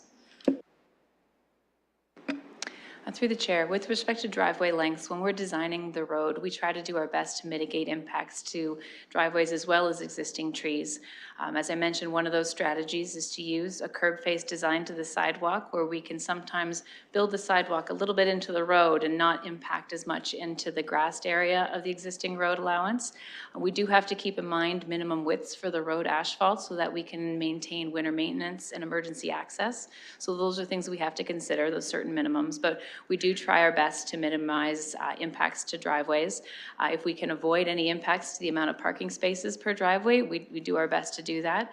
Sometimes there is some loss from maybe 2 car lengths down to 1 car length, But we do really try to avoid some of the situations where we're creating a place where there isn't at least one full car length to park within the driveway. And that was one of the constraints on Edge Hill Crescent, and why there were some driveways where if we tried to fit in a sidewalk, we couldn't meet all of our constraints and not have some larger impacts on people's ability to park in their driveways. Thank you. I do have additional questions, but I'll note that Councillor Cuddy has his hand up. Councillor McAllister, you have the chair. Okay, go ahead, Councillor Cuddy. Thank you, Chair, and through you. First of all, I'd like to thank and to compliment the three speakers, the three stakeholders who spoke today. You spoke eloquently and with conviction. Not often do I see residents come out and speak with such conviction on a subject like this. I would also note that the staff have noted some difficulties with laying the sidewalks without impacting the residents of the area. So again, I'd like to thank everyone who spoke, and I will be voting against this motion. Thank you, Chair. Any follow-up, Councillor Cuddy? No, Chair, that's fine. Thank you. Okay, I will pass it back to you, Councillor Roman. Thank you, and through you, and I will be passing it back to you to ask a series of other questions. Okay, I have the chair still. Go ahead. Thank you, and then I'll note that Councillor Purble will be also in between.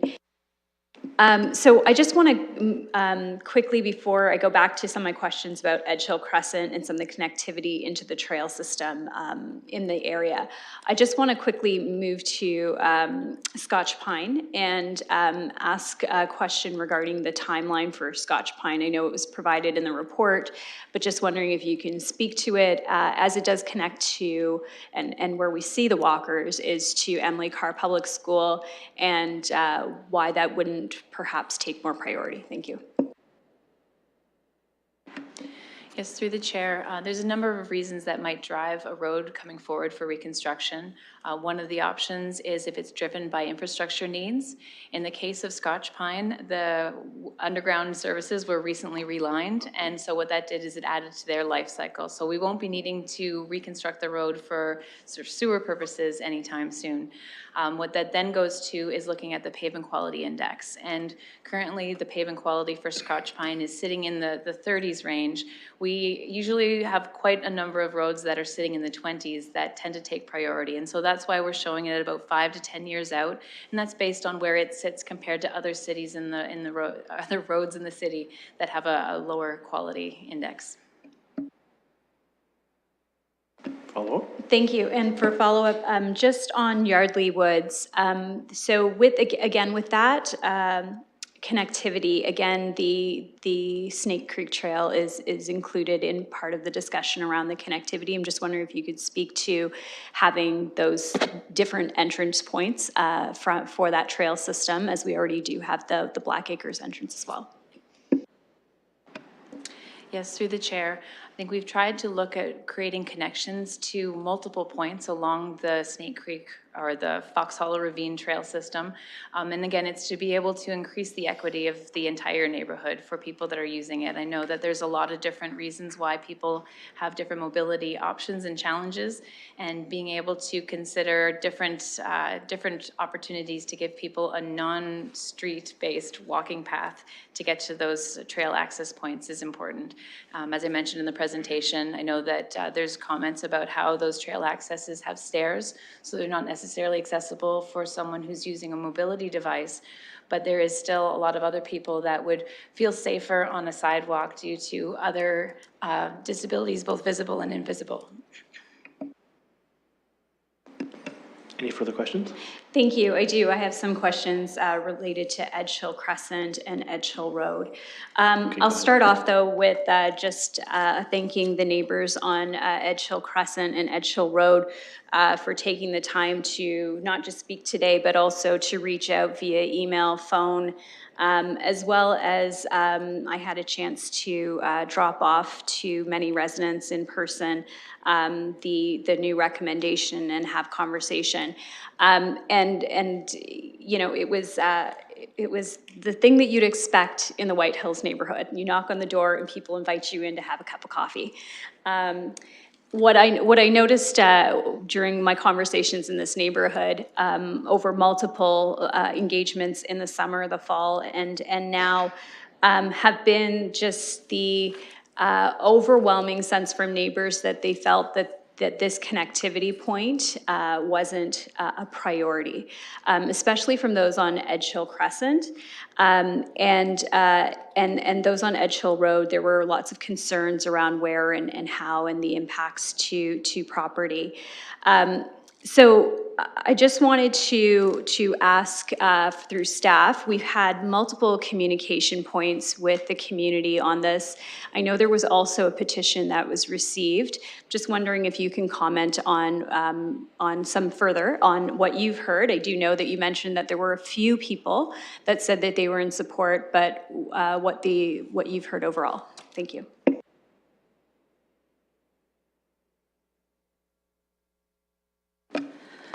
Yes, through the chair. I would comment that the feedback we heard from the White Hills community was robust, and that's good. That's what we wanted to get from this engagement process. There was multiple ways for the community to be able to provide feedback, and we wanted to be able to give different options based on folks' comfort level. So we did an online webinar that people could come in and hear about the neighborhood and be able to ask questions through that process. We did a drop-in session at a library in each of the 3 areas.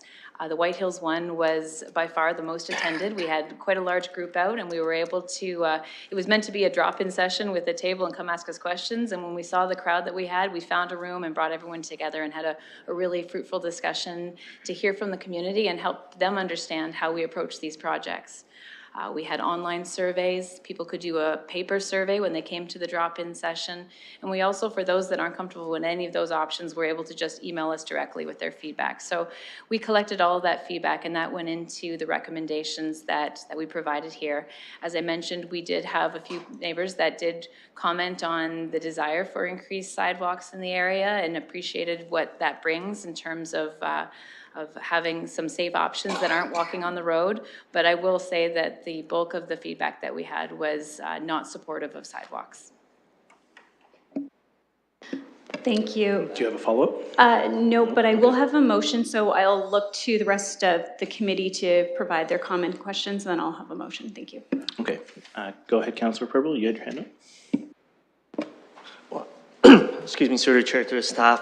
It was actually already addressed, but my concern was the accessibility and connectivity in terms of the Snake Creek and those 4 stairs of flight. So I was thinking of if there was any thought behind it, how to go around it, or if there was any other option in terms of the accessibility on this path.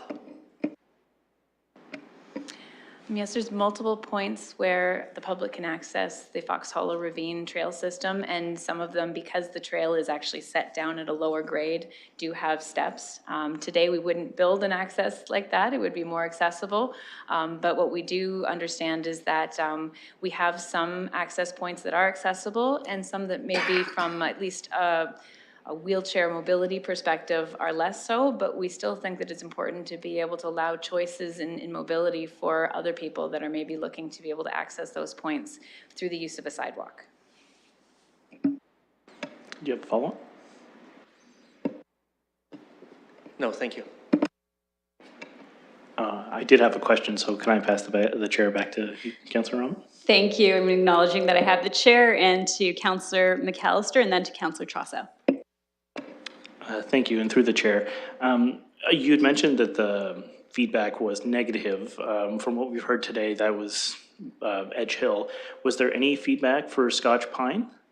Thank you. Thank you to staff. Oh, sorry. Yeah, through the chair. During the, since the public participation was released and this option to bring feedback was, I haven't, but during the initial engagement period last June, we did have some feedback from residents that agreed that the portion of Scotch Pine where we are recommending a sidewalk, that there was a desire to have something there, but they also were very strongly against the fact they didn't feel it needed to continue around the crescent the full way. And I think that was what we're, again, trying to provide sidewalks where they'll have the greatest benefit, not just assume sidewalks everywhere. And in that particular particular case, having a clear connection from the pathway that leads from Chappie Hill Road and Emily Carr School to connect over to the other streets allows for improved connectivity for a lot of residents, students that are traveling towards the commercial area to the south and the high school.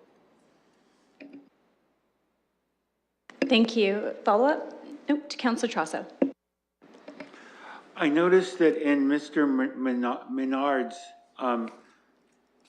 communication to us today, it said through the chair to staff, while exceptions to active mobility policy 349 may in limited cases be warranted, and we strongly encourage staff and council to ensure the burden of responsibility is on those arguing against accessibility. So my question is, if we decide to not accept the recommendation for the sidewalk here, and I'm talking about Edge Hill, and I suppose I'd like to make a request to sort of sever the different parts of this. But if we decide to reject that, do we have to make any particular findings or representations showing that there is grounds to trigger an exception to the active mobility policy? Thank you. Through you to staff. Madam Chair, no, not specifically. So previous councils have accepted other streets from the active mobility policy. You have staff's best technical advice. If there was a pressingly urgent issue, say this is the only accessible sidewalk that would connect to an elder care home or an elementary school, we would be giving much stronger advice. But this is at this point in council's and committee's hands to make a decision about Edge Hill, Crescent Edge Hill Road. And further to the councillor's comment, it would be good to have the clarity from staff if there is a motion to differ from the staff recommendation, if it's for all of this area or simply for that particular project. Thank you. Next, several speakers speak to reduction in property values. My question is, and I know this isn't realty services or appraisers, but my question is there any evidence of that in terms of I mean, the market is such that it's so erratic, it's hard to say when it goes up and down, but is there anything that supports that statement? I would have preferred to have heard yes, and I had a real estate agent and they gave me this representation, but do you know of anything that supports that view for this type of sidewalk addition? Through to staff. Yes, through the chair, we're not aware of any studies that would demonstrate that there's a loss in property value based on the addition of a sidewalk. If anything, when you look to MLS and Realtor.ca, it indicates the walkability score of different neighborhoods and houses. So, but that's really just a personal preference sort of thing. Yes, again, through you, and thank you for pointing to the walkability score.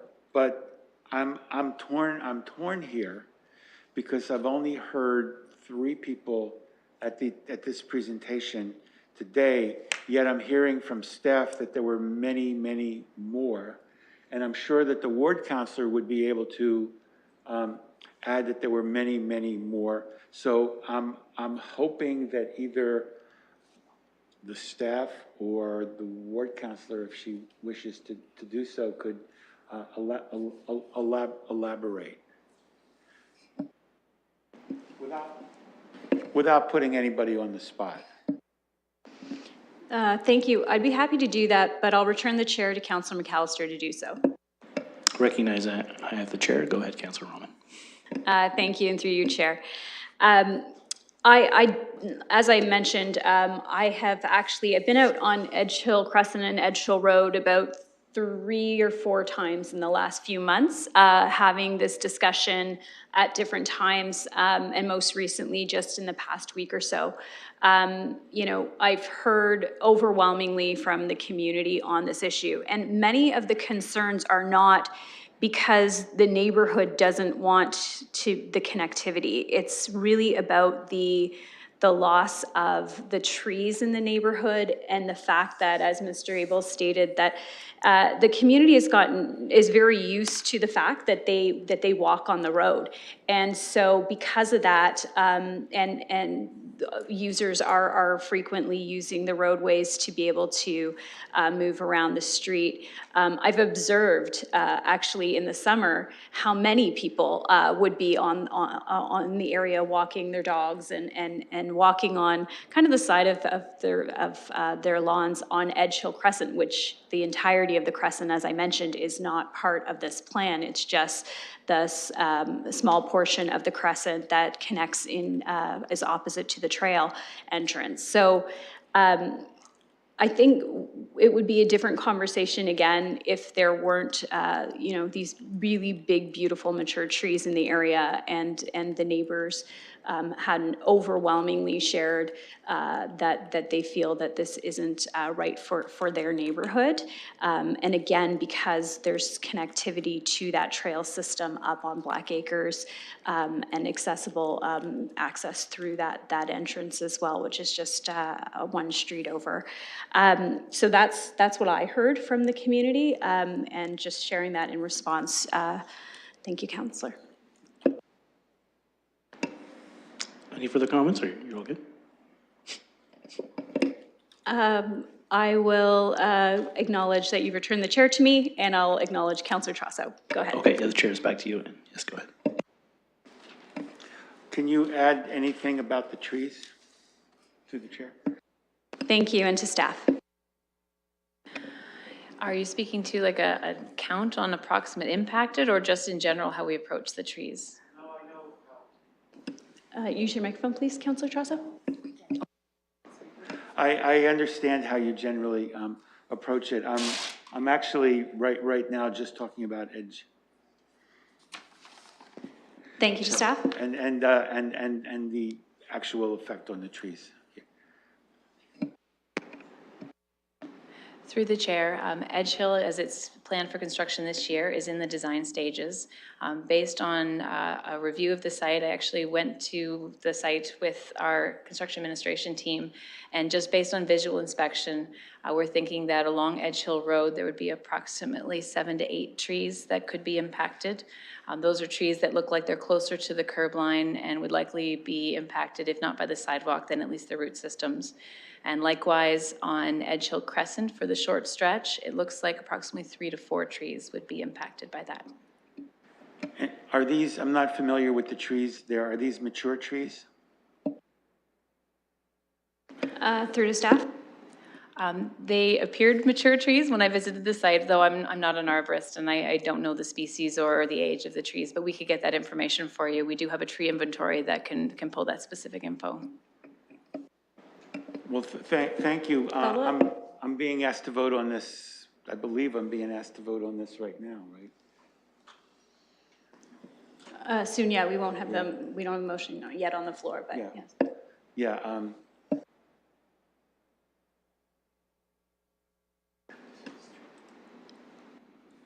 Any additional follow-up from committee members?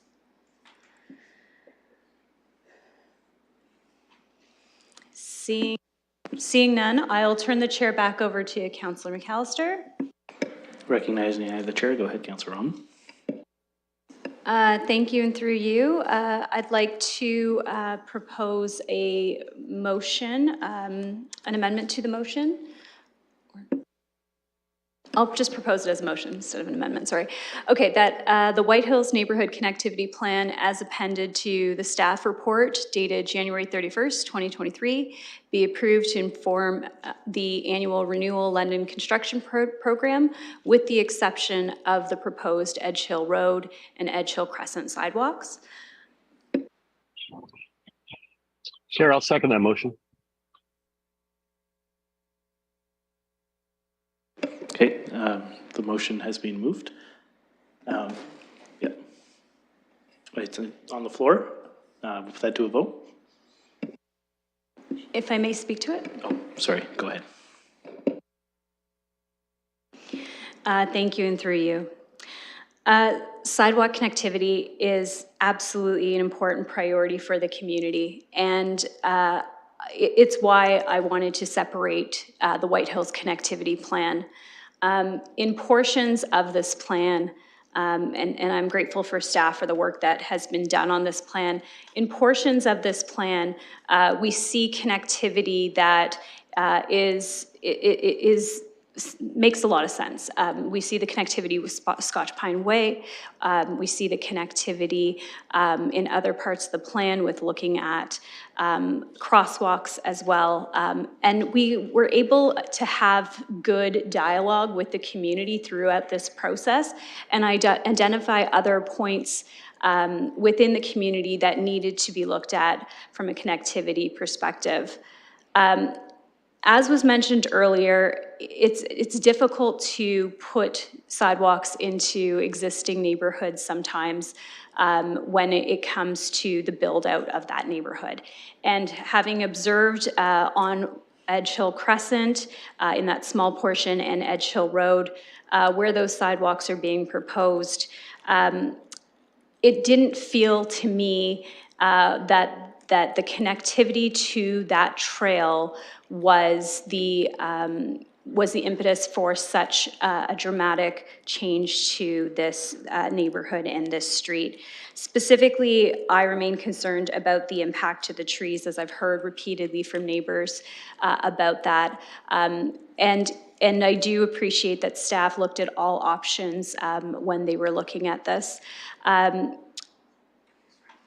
know that, some people would say that according to the policy, we shouldn't be providing these kinds of street-by-street exemptions.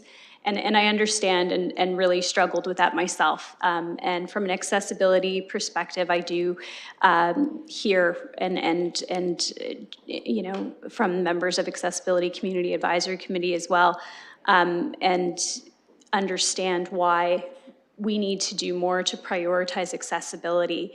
However, again, this is not a full connectivity around Edge Hill Crescent, nor is it throughout that neighborhood. So at this time, I've brought this motion forward for that reason and ask members of the committee to consider the neighborhood and consider what residents have said today.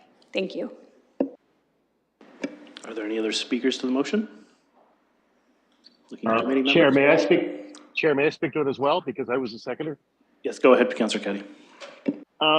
Thank you, and thank you, Chair Rahman, for bringing this forward. I also agree it's not a good idea to separate these areas geographically, but I think this is a very good motion, and I'll be supporting it. But I will mention that to my colleagues that we have to recognize that not all areas of our wards are suitable for sidewalks, and I see that in Ward 3. And obviously, Councillor Rahman has identified and recognized that as well in her ward. And I think in those cases, while we do rely on staff most of the time, I think we have to recognize that our stakeholders are those most important voice we need to listen to. And when they come out in force like they did today, and again, thank you all for coming out and speaking on behalf of this, we have to recognize that this is what's important. And we need to identify our constituents and our stakeholders. And thank you. And again, thank you, Chair Rahman, for bringing this motion forward. Thank you. Are there any other speakers to this motion?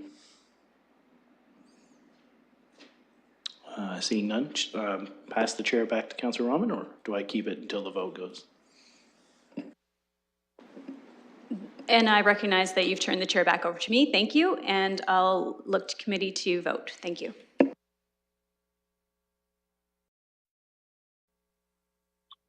I'll be voting yes, Chair. The motion is up on the screen for those in front of them.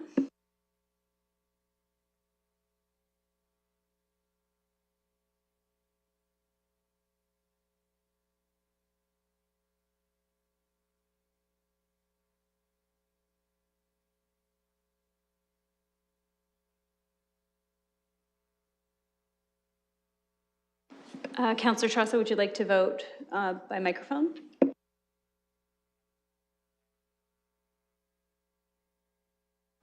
Yes, I'll vote yes. Closing the vote, the motion carries 4-0. Thank you. And again, thank you to those that took part in today's PPM and to staff for the reports provided. With that, we've covered items on the agenda. The last item is item 6, adjournment. Looking for a I'll make the motion, Chair. I'll make that motion, Chair. Thank you, Councillor Cuddy. Looking for a seconder. Thank you. Councillor McAllister. Okay, by hand.